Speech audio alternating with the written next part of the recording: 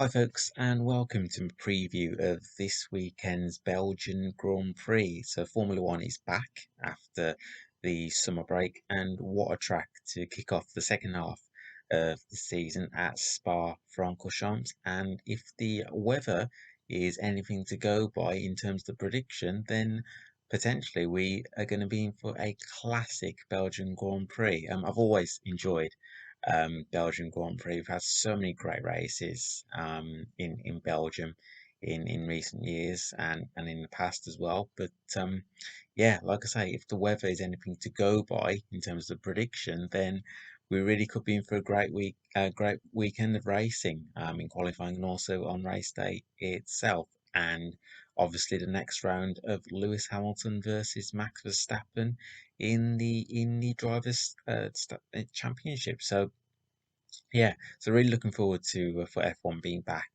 this weekend. But I'm actually going to start talking about Lewis v Max. I'm actually going to start talking about Alpine. So news that Fernando Alonso will be staying with the team in 2022, and I've said in previous reviews and previews the fact that as this season has gone on, Fernando has been performing well. Got off to a slow start, admittedly. However, we've seen he's getting more comfortable with the Alpine, getting more confident as well, and he's been putting in some really good drives. Obviously, of course, not forgetting he did really well to keep Lewis behind him for so long in Hungary, which enabled his teammate Esteban Ocon to take his first ever victory in Formula One. So no doubt Esteban will have enjoyed his summer break, and he will be raring and to go. But so will the team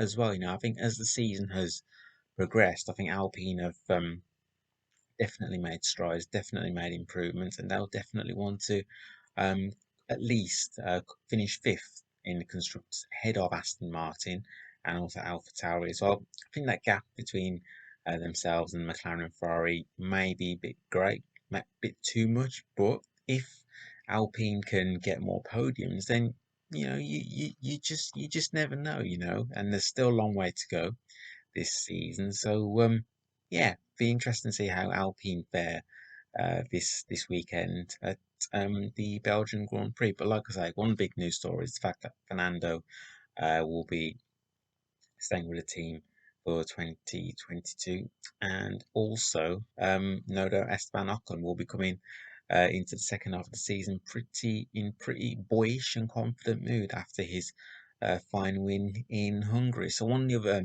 big stories ahead of this weekend is the fact that Japanese Grand Prix has been postponed for the second time on for the second year, I should say, on the trot. And real shame because again, Suzuka is one of those tracks that the drivers really seem to thrive and really seem to enjoy. And it's a shame that, Formula One's not heading back to Japan. But with the rise in COVID cases, you can understand why Japanese Grand Prix is being postponed. But yeah, I think with Japan now being postponed, I suspect that it may not be the only Grand Prix in the second half to be postponed. You look at countries such as Brazil, Mexico. Will they be in a position to be able to host those Grand Prix? That they would. I think the organisers, they would like to think that they can, but obviously with current situation regarding COVID, you look at the cases as well, then, there are doubts as to whether, though I think those two in particular, whether they'll go ahead. But no doubt Formula One will have contingency plans as to, even if Mexico and Brazil doesn't go ahead, then I'm sure they'll have some other plans on other tracks to go to. So yeah, real shame about Formula One not headed back to Suzuka, but fingers crossed we're back there next year. So yeah, coming back on to looking ahead to this weekend, and as I say, the next round of Lewis Hamilton versus Max Verstappen, and potentially, you look at these next two races, and I think Max will have so much support Obviously, with Max being a Dutchman, so know that there'll be plenty of Dutch fans in Belgium. So the Dutch making a short journey to Belgium, and then of course then we have the Dutch Grand Prix. No doubt it will be all about Max Verstappen. No doubt he'll definitely want to put on a show in front of his crowd. And you know what? If say for instance, say if Max did win in Belgium and Holland, then then we've definitely got a real battle on our hands. And yeah, and then Mercedes will definitely have to bounce back. But Mercedes obviously now going into Belgium, Lewis is now leading the drivers' championship, but I don't think he'll have it all his own way this second half. But I'm sure Lewis will be just as motivated to want to, um, yeah, have a really strong second half of the season. And he always seems to do well in the second half of seasons. He always in recent years anyway. He always seems to perform really well in the second half of the season. Whilst he might not have been at his best in the first half, he always just seems to find that way. Just seems to find that find that way in terms of then coming good in the second half of the season, which has then led to him being crowned world champion. But yeah, I'm really looking forward to the next battle between both drivers and both teams as well. I think Red Bull. I think look, there is still a long way to go, but even if Red Bull didn't win, even the drivers or the constructors, there's so many positives they can take from the season. But as I say, it's a long way to go, and I'm sure there'll be plenty of twists and turns in this 2021 season. And it's already shaping up to be um, a really good season. But speaking of Mercedes and Red Bull, um, both Lewis and Max, as well as team principals of both teams, they'll be hoping that Valtteri and also Checo, they will be right up there, to support their drivers, and say for instance, say if Lewis or Max say has a retirement, then they'll be hoping that their number two drivers, Checo and Valtteri can be there to pick up the pieces because we talk about the drivers' championship, the constructors' championship is just as important as well. So both Mercedes and Red Bull need both of their drivers to be right up there and to be scoring strong points. So so there is some pressure on Valtteri and Checo to be able to and be up there. But they've proven on occasions, this year, perhaps not enough, not many times as the team principals would like. But let's not forget, Checo coming into a new team.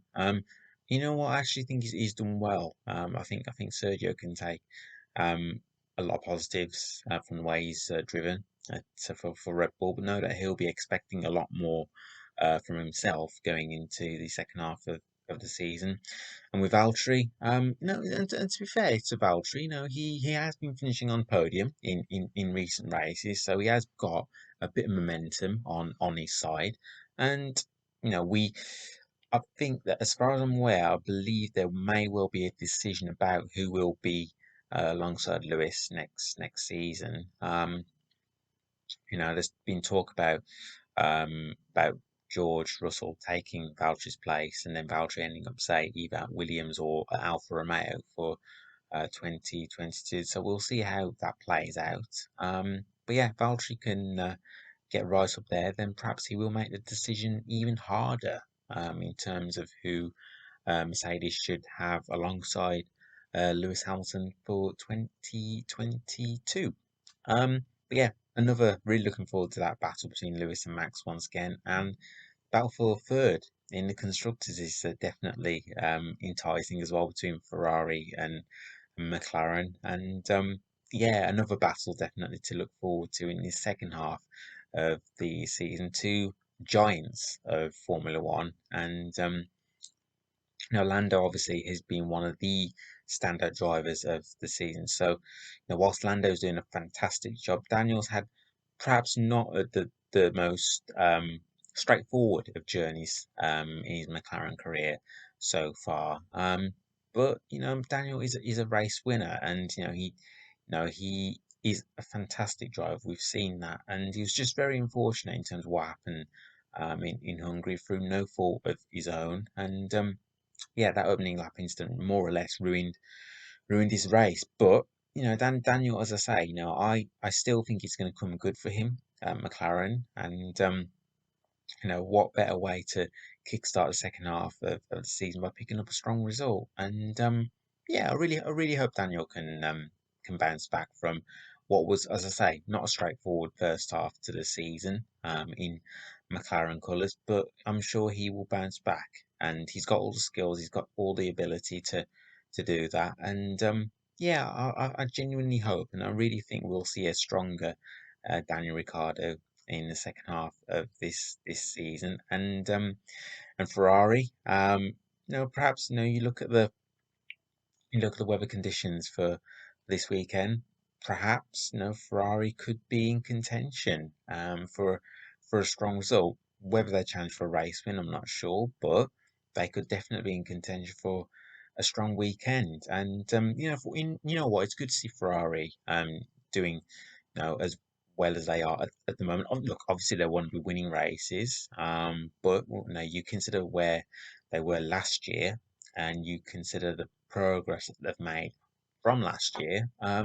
They really have made big improvements and a big step up from 2020. So yeah, good to see Ferrari. No, I wouldn't say right at the peak, but of the grid, but they definitely have made improvements this year, and it's good to see both Charles and Carlos doing well for the Scuderia Ferrari team. So yeah, that's another battle to look forward to in the second half of the season. So yeah, that's the end of my preview. Looking ahead to this weekend's Belgian Grand Prix. In terms of a prediction, I remember the last prediction I did went totally wrong. So yeah, I'm not the best one for predictions, but with the weather conditions, if they are predicting wet weather, then I'm gonna go for a Lewis win. And then I'm going to go for Max to finish second. And you know what? I'm going to go for Daniel Ricciardo to finish on the podium. No, a bit of a wild prediction, and I know that people think I'm crazy, but let's throw it out there. Let's go for something different in terms of a different podium. In terms of who will finish third anyway. So yeah, Lewis Hamilton, Max Verstappen, and Daniel Ricciardo to finish in the top three. That is my prediction. So if you want to talk things Formula One, you can do so by messaging me on Twitter. I'm at Baggies20, and I'm also on Instagram, Manish Patel 89. Take care and enjoy the Belgian Grand Prix.